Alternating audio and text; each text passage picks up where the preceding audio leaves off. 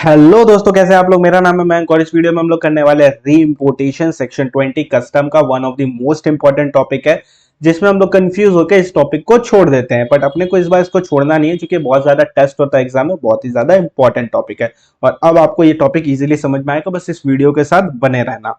Section 20 अपने करने जा रहे हैं reimportation related to custom duty. ये आपको शायद कंसेशन वाले चैप्टर में मिल जाएगा या ड्रॉबैक वाले चैप्टर में मिल जाएगा आपके मॉड्यूल में।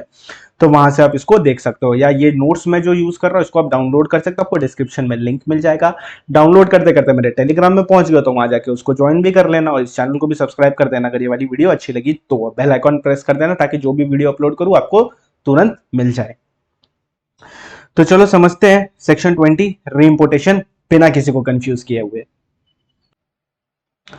तो एक एक सिनेरियो समझते हैं ताकि आपको बहुत अच्छे से समझ में आ जाए। ये concept one of the most important concept है ये। एक गुड्स है, उसको हमने मैन्युफैक्चर किया इंडिया में।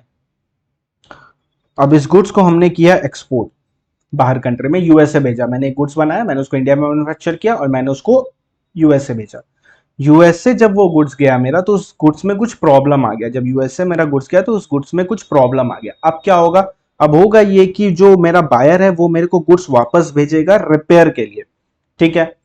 अब मेरे पास गुड्स आया वापस रिपेयर के लिए। अब जब मेरे पास वापस गुड्स आया रिपेयर के लिए, तो जब हमने एक्सपोर्ट किया तो एक्सपोर्ट ड्यूटी लगी होगी नहीं लगी होगी वो मैटर नहीं करता। जनरली नहीं लगी होगी, मैक्सिमम सिनेरियो में एक्सपोर्ट ड्यूटी लगती नहीं है। अपने को उससे वैसे भी कोई लेना देना नहीं है।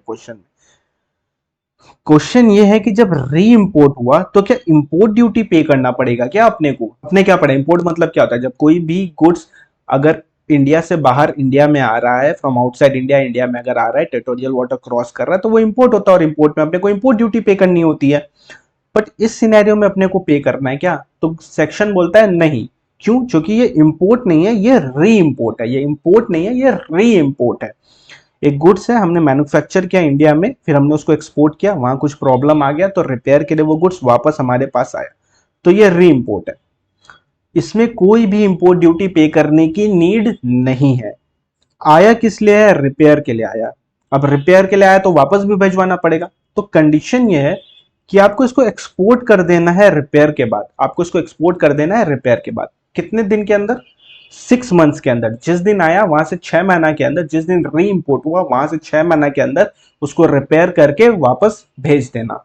और अगर तुम्हारा एनेक्शर वाला गुड्स है तो 1 ईयर के अंदर। एनेक्शर वाला गुड्स, हाँ, फर्स्ट टाइम आपको कुछ लर्न नहीं करना है। एग्जाम में आपको बता देगा कि वो एनेक्शर वाला है कि अदर देन एनेक्शर वाला है। एनेक्शर वाला है तो 6 महीना, अदर देन एनेक्शर वाला है तो 1 ईयर।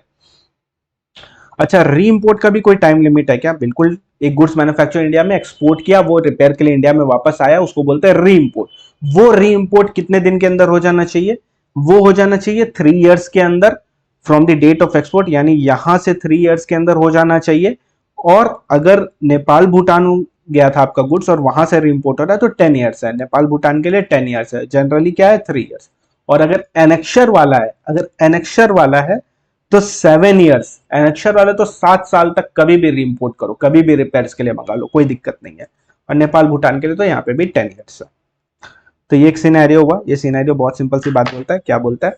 एक गुड्स है, इंडिया में मैन्युफैक्चर हुआ, हमने उसको सेल किया, बेचा, एक्सपोर्ट किया बाहर कंट्री में। अब क्या हुआ? कुछ प्रॉब्लम आ गया, रिपेयर के लिए वापस आया। वो अगर रिपेयर के लिए वापस आया है तो इस सिनेरियो में क्या हो जाएगा? इस सिनेरियो में जो वापस आया उसको हम लोग बोलते हैं री इंपोर्ट, यानी इस चीज को हम लोग बोलते हैं री इंपोर्ट। अब ये क्यों आया है? रिपेयर के लिए आया। तो कितने दिन के अंदर वापस आ जाना चाहिए? 3 इयर्स और 10 इयर्स के अंदर। और एनेक्शर वाला तो 7-10 के अंदर आ जाना चाहिए। तो जब ये री इंपोर्ट हुआ तो कोई इंपोर्ट ड्यूटी पे करने की नीड नहीं है।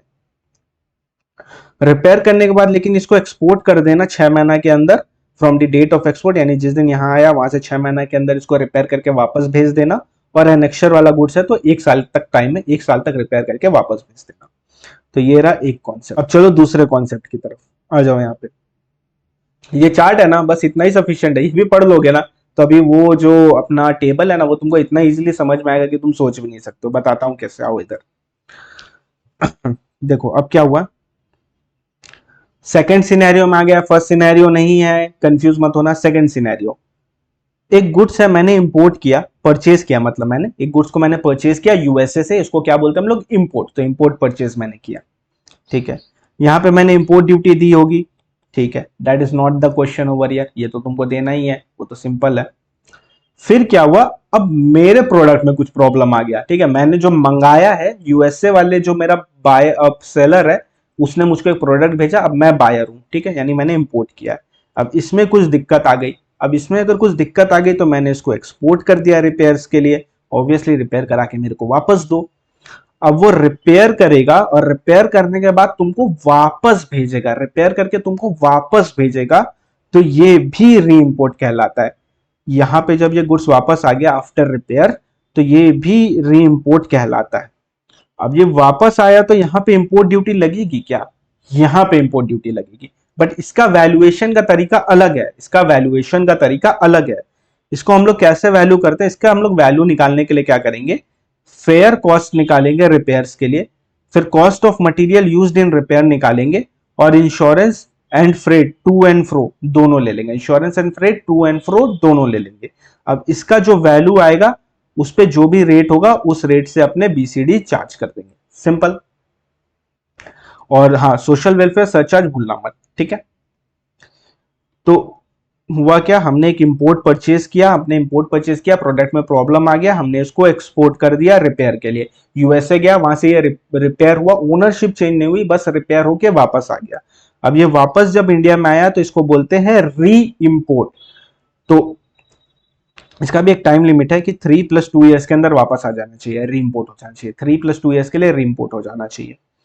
तो जब ये यहाँ पे आया तो यहाँ पे कोई ड्यूटी पे करनी है, बिल्कुल। अगर जनरल सिनेरियो होता तो अपने पूरे वैल्यू पे ड्यूटी पे करते, सोचो कितना ज्यादा पे करना पड़ता। बट सिंस ये सिनेरियो रिपेयर वाला है, सिंस ये सिनेरियो रिपेयर वाला है, तो इसमें क्या हो जाएगा, इसमें हो जाएगा कि जितना भी रिपेयर का खर्चा है वो ले लो, जितना भी मटेरियल का खर्चा है वो ले लो, जितना भी उसको भेजने का ट्रांसपोर्टेशन कॉस्ट है वो ले लो, जितना भी उसको भेजने का इंश्योरेंस कॉस्ट है वो ले लो, जितना भी उसको मंगाने का ट्रांसपोर्टेशन कॉस्ट है वो ले लो, जितना भी उसको मंगाने का इंश्योरेंस है वो ले लो, टू एंड फ्रो।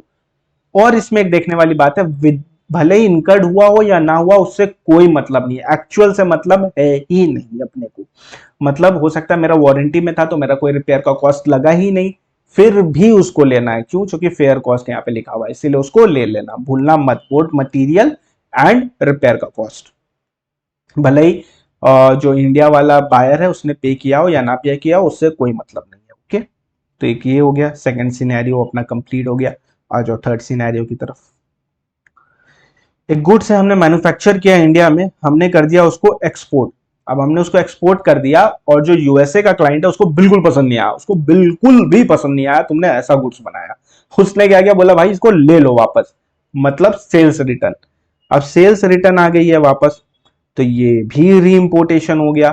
अब ये री इंपोर्टेशन हो गया, अगर सेक्शन 20 ना होता तो जितना भी उसकी वैल्यू होती अपने उसी पे टैक्स लेते, उसी पे कस्टम ड्यूटी लेते, बट सेक्शन 20 है तो अपने को सुविधा है, वो बोलता है कि इसको री इंपोर्ट मानो। एक गुड्स था इंडिया में मैन्युफैक्चर हुआ, एक्सपोर्ट किया, अब वो वापस इंडिया में आ गया है, री इंपोर्ट हो गया, रिपेयर वगैरह के लिए नहीं आया, रिटर्न आ गया हमेशा के लिए। तो इस सिनेरियो में बोलता है एक्सपोर्ट के टाइम में जितना भी ड्यूटी ड्रॉबैक तुमने क्लेम किया है उतना ड्यूटी हमको पे कर दो, और अगर तुमने आईजीएसटी नहीं पे की है, यानी जेडआरएस है, याद करो जेडआरएस भी अपने करते थे ना, विदाउट पेइंग कस्टम ड्यूटी अपने उसको एक्सपोर्ट कर देते थे अंडर बॉन्ड और लेटर ऑफ अंडरटेकिंग। तो जितना भी तुमने जेडआरएस के तहत जितना भी आईजीएसटी तुमने पे नहीं किया उतना आईजीएसटी पे कर दो यहाँ पे एक्सपोर्ट में। और इसमें एक टाइम लिमिट भी है कि री इंपोर्ट कब तक हो जाना चाहिए, 3+2 ईयर्स के अंदर, 3+2 ईयर्स के अंदर री इंपोर्ट हो जाना चाहिए। तो ये सारे सिचुएशन मैंने आपके सामने रख दिए हैं री इंपोर्टेशन से रिलेटेड, इसके अलावा और कुछ नहीं आएगा एग्जाम में, जो भी आएगा इधर ही से आएगा। फर्स्ट सिनेरियो में क्या होता है, गुड्स मैन्युफैक्चर हुआ है इंडिया में, हमने एक्सपोर्ट किया, अब वो रिपेयर्स के लिए वापस आया, तो इस वापस आने को हम लोग क्या बोलते हैं, री इंपोर्ट। ठीक है, वापस आया, हमने रिपेयर किया, वापस भेज दिया। टाइम लिमिट क्या लर्न करनी है कि री इंपोर्ट कब तक हो जाना चाहिए, 3 और 10 ईयर्स के अंदर हो जाना चाहिए, और अदर देन एन अक्षर है तो 7 और 10 के अंदर होना चाहिए, ये रिपेयर्स के लिए। ठीक है, चूंकि एक और है इसमें, वो अभी आपको बताऊंगा, टेबल पढ़ूंगा जब। अब रिपेयर करके आपने उसको एक्सपोर्ट किया तो कब तक कर देना, 6 महीने के अंदर कर देना, एन अक्षर वाला है तो 1 ईयर के अंदर कर देना। तो इस सिनेरियो में क्या हो जाएगा, जब री इंपोर्ट करोगे तो कोई इंपोर्ट ड्यूटी देने की नीड नहीं है। चलो आगे बढ़ते हैं। नेक्स्ट सिनेरियो में क्या होता है, हमने इंपोर्ट परचेज किया, हमारे प्रोडक्ट में प्रॉब्लम आ गया, now we are the buyer, हमारे प्रोडक्ट में प्रॉब्लम आ गया, हमने क्या किया, सेलर को रिटर्न कर दिया प्रोडक्ट और बोला इसको रिपेयर करा के हमको वापस दो, हमको रिपेयर करा के वापस दो। तो सेलर क्या करेगा, उसको रिपेयर करेगा और अपने को वापस भिजवा देगा। तो जब वो वापस भिजवाएगा तो ये इंपोर्ट हो गया, तो इसको हम लोग बोलते हैं री इंपोर्ट। ये वापस कब तक आ जाना चाहिए रिपेयर होके, 3+2 ईयर्स के अंदर वापस आ जाना चाहिए। ओके, तो यहां पे इंपोर्ट ड्यूटी क्या पे करेंगे, अगर एक्चुअल इंपोर्ट करते तो पूरे वैल्यू पे करते, बट सिंस ये रिपेयर होके वापस आया है तो इस पे अपने क्या करेंगे, जितना भी रिपेयर का कॉस्ट है, जितना भी मटेरियल का कॉस्ट है और जितना भी इंश्योरेंस और ट्रांसपोर्टेशन टू एंड फ्रो है वो ले लेंगे, इसमें ऐड करेंगे और इसमें टैक्स रेट लगा के निकाल देंगे, सिंपल। नेक्स्ट सिनेरियो क्या बोलता है, एक गुड्स है जो कि इंडिया में मैन्युफैक्चर हुआ है, उसको हम लोग ने सेल किया, एक्सपोर्ट किया, सेलर को बायर को बिल्कुल पसंद नहीं आया, उसको एकदम भी पसंद नहीं आया, उसने क्या किया, बोला भाई अपना ले जा, हमेशा के लिए ले जा। तो जब हमेशा के लिए अपने वापस ले आए तो ये भी री इंपोर्ट हो गया, ये 3 साल+2 ईयर्स के अंदर होना चाहिए। और तब अपने क्या करेंगे, यहाँ पे जितना भी हमने ड्रॉबैक क्लेम किया उतना ड्यूटी दे दो, या यहाँ जितना भी IGST पे नहीं किया क्योंकि तुमने बॉन्ड के तहत एक्सपोर्ट किया था तो वो पे कर दो, बस सिंपल, और कुछ नहीं करना है। मान लो कि 3 इयर्स या 2 इयर्स एक्सटेंशन, मान लो 6 इयर्स में रिपोर्ट हुआ, ठीक है, 6 ईयर बाद वापस आया, तब क्या होगा, तब जो भी एक्चुअल वैल्यू है उस गुड्स की उस पे तुमको कस्टम ड्यूटी पे करना पड़ेगा, ठीक है। तो ये चीज याद रखना। तो ये था अपना रीइम्पोर्टेशन। अब चलो इसको फटाफट यहां से पढ़ लेते हैं और 2 क्वेश्चंस भी देख लेते हैं, क्योंकि क्वेश्चन देखना जरूरी है। Goods manufactured in India and exported and reimported in India. Goods है, मैन्युफैक्चर हुआ इंडिया में, फिर उसको हमने एक्सपोर्ट किया एंड वापस से रीइम्पोर्ट किया। क्यों किया, रिपेयर एंड रिकंडीशनिंग के लिए किया।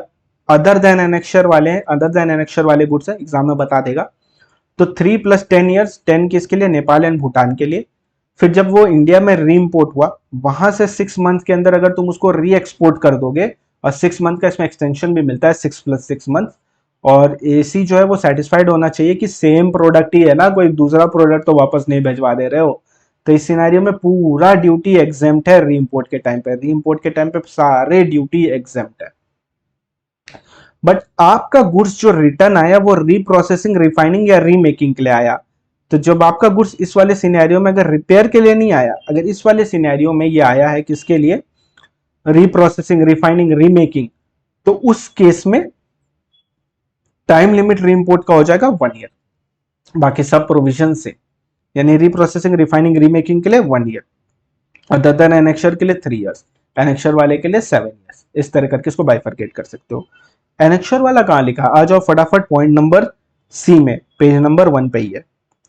तो अगर कोई गुड्स है जो कि एनेक्शर वाला है, जो कि इंडिया में मैन्युफैक्चर हुआ है फिर री इम्पोर्ट हुआ है, रिपेयर एंड रिकंडीशनर, याद रखना सिर्फ रिपेयर और रिकंडीशनिंग ही कवर्ड है, repair and reconditioning he cover है एनेक्शर के लिए, एनेक्शर वाले गुड्स के लिए।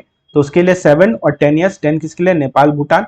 तो सारे ड्यूटी एग्जेम्प्ट है अगर आपने री एक्सपोर्ट कर दिया 1 साल के अंदर, ठीक है। जो पढ़ाया था वही है, जो पढ़ाया था वही है, बिल्कुल वही है, देखो वही है, मैन्युफैक्चर हुआ, एक्सपोर्ट हुआ, रिपेयर के लिए इंपोर्ट हुआ, 710 310, कोई इंपोर्ट ड्यूटी पे करने की जरूरत नहीं, अगर 6 महीना और एनेक्शर वाला तो 1 साल के अंदर अगर एक्सपोर्ट कर दिया रिपेयर करके तो। और अगर यहाँ पे अपना क्या होता, यहाँ पे अगर अपना होता रीप्रोसेसिंग, रिफाइनिंग और रीमेकिंग, तो एनेक्शर 1 तो कवर ही, सॉरी एनेक्शर वाले गुड्स तो कवर ही नहीं होते, और बाकी अदर देन एनेक्शर वाले के लिए अपने क्या है, with in 1 year, refining reconditioning है तो 1 साल के अंदर, ठीक है, 1 साल का टाइम लिमिट हो जाता है, बाकी सब कंडीशंस में सेम है, 6+6 है, और ऐसी सेटिस्फाइड होना चाहिए। नेक्स्ट पॉइंट में आपने री इम्पोर्ट किया without being subject to remanufacturing abroad. देखो इसका सबसे पहले बी में आओ, बी वाला क्या बोलता है, आपने री इम्पोर्ट किए गुड्स को जो कि एक्सपोर्ट किए थे for repair abroad and there has been no change in ownership, और फिर हमने उसको री इम्पोर्ट किया, तो वैल्यू क्या होगी, जितना भी रिपेयर का कॉस्ट है, जितना भी मटेरियल का कॉस्ट है, जितना भी इंश्योरेंस का कॉस्ट है और फ्रेट का कॉस्ट है, to and fro, insurance and freight to and fro, और रिपेयर और मटेरियल तुमको लेना है, भले ही इनकर किया हो या ना किया, उससे मतलब नहीं है। मतलब ये किसकी बात कर रहा है, ये इसकी बात कर रहा है। हमने इंपोर्ट परचेज किया, पसंद नहीं आया, हमने वापस एक्सपोर्ट किया रिपेयर के लिए, वो रिपेयर होके वापस आया तो री इम्पोर्ट हो गया। कब तक हो जाना चाहिए, 3+2 ईयर्स के अंदर री इम्पोर्ट हो जाना चाहिए। ये कहाँ पे लिखा हुआ है, ये आपका थोड़ा ऊपर में लिखा हुआ है, यहाँ पे देखो 3+2 ईयर्स, ये इसी का ही पॉइंट है, 3+2 ईयर्स के अंदर, ओके। एंड तो फिर वैल्यू क्या लेंगे, जितना भी रिपेयर का कॉस्ट है वो, जितना भी मटेरियल कॉस्ट है वो, और जितना भी इंश्योरेंस और फ्रेट टू एंड फ्रो है वो, भले इनकर्ड और not, irrespective of that fact, okay. Next point पे अपने आगे, अगर exporter is under claiming drawback या under bond without paying IGST, तो उस केस में जितना भी ड्रॉबैक का अमाउंट है उतना तुमको एज ए ड्यूटी पे करना पड़ेगा। ये जितना भी अमाउंट तुमने आईजीएसटी के तहत पे नहीं किया है उतना तुम पे कर देना एक्सपोर्ट के टाइम पे। मतलब यहाँ पे इस वाले सिनेरियो की बात करें, यहाँ पे जितना भी ड्यूटी ड्रॉबैक अगर है तो ड्यूटी ड्रॉबैक वाला अमाउंट, ड्यूटी ड्रॉबैक नहीं तो जितना भी आईजीएसटी तुमने पे नहीं किया था एक्सपोर्ट के टाइम पे यहाँ पे वो पे कर देना री इम्पोर्ट के टाइम पे। री इम्पोर्ट 3+2 ईयर्स में होना चाहिए। अब ईपीसीजी या एफटीपी से रिलेटेड अगर आपको ईपीसीजी दिखे या डीईसीजी दिखे या एडवांस या डीएफआई ये सब कुछ भी वर्ड्स दिखे, तो उस केस में आप सिर्फ क्या करोगे, आप 1 ईयर ले लोगे एक्सपोर्ट से। री इम्पोर्ट कब हो जाना चाहिए, 1 ईयर, और इसमें एक्सटेंशन भी 1 ईयर का मिलता है। ठीक है। Amount of IGST and GST compensation cess leviable at the time and place of import, ये आपको पे करना पड़ेगा अगर एफटीपी से रिलेटेड वाला है तो। बाकी सब कॉन्सेप्ट सेम है। अब फटाफट 2 क्वेश्चन देख लेते हैं आईसीए का, बहुत इंपॉर्टेंट क्वेश्चन है और इससे आने के बहुत हाई चांसेस होते हैं। क्वेश्चन नंबर 1 क्या बोलता है, रामदेव ने मैन्युफैक्चर किया और एक्सपोर्ट किया goods worth ₹10 lakh to Vishwanath Australia. ठीक है, इंडिया में मैन्युफैक्चर हुआ, फिर हम लोग विश्वनाथ को एक्सपोर्ट कर दिया और ड्यूटी ड्रॉबैक हमने ले ली 15,000 की। अब रामदेव ने जिसने मैन्युफैक्चर एक्सपोर्ट किया था, रामदेव ने उसने उस गुड्स को वापस 8 फरवरी 2018 को वापस मंगा लिया। तो ये रिम्पोर्टेशन हुआ क्या, हुआ है, बट पहले ईयर चेक करना पड़ेगा कि अप्रोप्रिएट ईयर के अंदर वापस आ गया कि नहीं। तो हमने जनवरी में किया था, फरवरी में, यानी लेस देन 1 ईयर है, तो ये ऑब्वियसली किसी भी टाइम लाइफ, तो ये ऑब्वियसली 3 ईयर्स के अंदर हो गया, तो ये कवर है। अब ये री इम्पोर्ट है। ठीक है, अब ये कौन सा केस है मेरे को बता पाओगे क्या, केस नंबर 1 है, केस नंबर 2 है या केस नंबर 3 है, सोच लिया। ठीक है, तो ये केस नंबर 3 है। तो केस नंबर 3 है, इसमें क्या होता है कि हमने गुड्स मैन्युफैक्चर किया इंडिया में, फिर हमने एक्सपोर्ट किया, हमने उसको वापस मंगा दिया, 3+2 ईयर्स के अंदर वापस मंगाया, यानी 1 साल से कम में ही मंगाया था इस वाले केस में, तो री इम्पोर्ट हो गया। तो री इम्पोर्ट के टाइम पे अपने को क्या ड्यूटी पे करनी है, अमाउंट ऑफ ड्रॉबैक क्लेम। तो यहाँ पे इन्होंने कितना ड्रॉबैक लिया, यहाँ पे इन्होंने ड्रॉबैक लिया 15,000 रुपीज। तो अपना ड्यूटी पेबल कितना आ जाएगा, ₹15,000। ड्यूटी पेबल आएगा ₹15,000, ये बात याद रखना। इस पे 10% बीसीडी वगैरह मार के मत आ जाना, इस पे 10% बीसीडी वगैरह मार के मत आ जाना। 15,000 जो ड्यूटी पेबल है, बस ये वाला को आपको लेना पड़ेगा। ठीक है, यही ड्यूटी पेबल है, जितना भी ड्रॉबैक क्लेम किया वही ड्यूटी पेबल है इन शॉर्ट। आ जाओ सेकंड वाले सिनेरियो में। Mister Akash of Mathura import किया एक मशीनरी ऑन 1/1/2017। वैल्यू थी उसकी ₹1 लाख एंड ड्यूटी उसमें अपने इतने पे किए थे। यानी हमने एक मशीनरी इंपोर्ट किया फ्रॉम मिस्टर डिसूजा। लेटर अपने को पता चला कि उस मशीन में कुछ डिफेक्ट आ गया, फिर हमने उसको सेंड बैक कर दिया मशीनरी को वापस से इंग्लैंड में रिपेयर के लिए। ओके, इंश्योरेंस एंड फ्रेट भेजने का लगा ₹5,000, रिपेयर का कॉस्ट लगा कितना, मटेरियल लगा 7,500, लेबर लगा 4,000 का, कॉस्ट ऑफ इंश्योरेंस वापस वहां से मंगवाने का इंग्लैंड से मथुरा ₹6,000। अब बताओ कितना लगेगा अपना।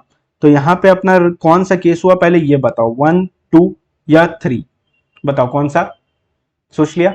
ठीक है, तो ये वाला केस कौन सा हो गया, ये वाला केस हो गया। जनरली ये एग्जाम में ज्यादा टेस्ट होता है। ठीक है, आपने एक गुड्स इंपोर्ट किया था, कुछ प्रॉब्लम आ गया, आपने वापस एक्सपोर्ट कर दिया इंग्लैंड।